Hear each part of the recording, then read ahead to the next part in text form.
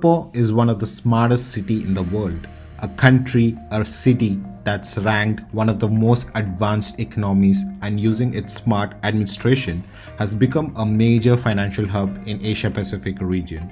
Singapore people enjoy one of the highest economies in the world, ahead of countries like Germany, France and Japan.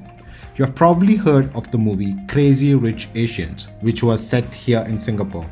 And it's no wonder because Singapore has about 244,000 millionaires, making it truly the land of crazy rich.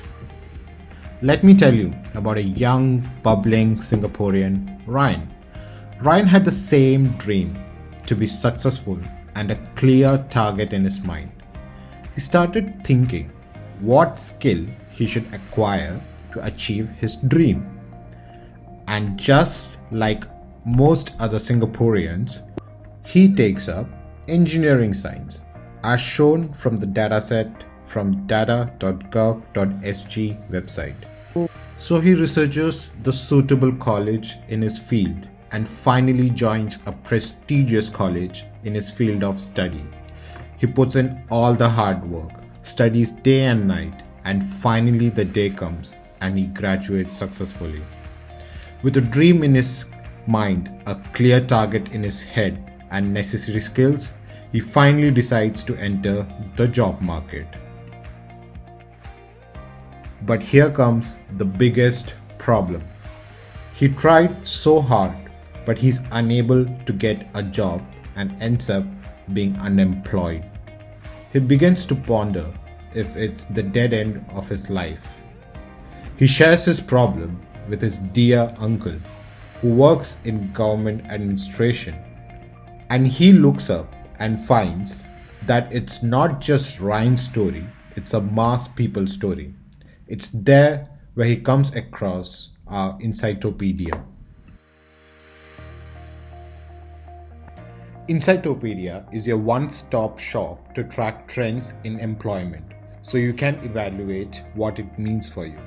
On demographic, we see that in the past decade from 2011 to 2020, unemployment rate has shown a rising trend and has continued to overshoot the 10-year average in the past 5 years. It is unsurprising that it has been higher in 2020 than any other year in the decade. There is no clear trend in unemployment rate across age brackets over the 10-year period, but those between 30 and 39 have consistently exhibited the least unemployment rate.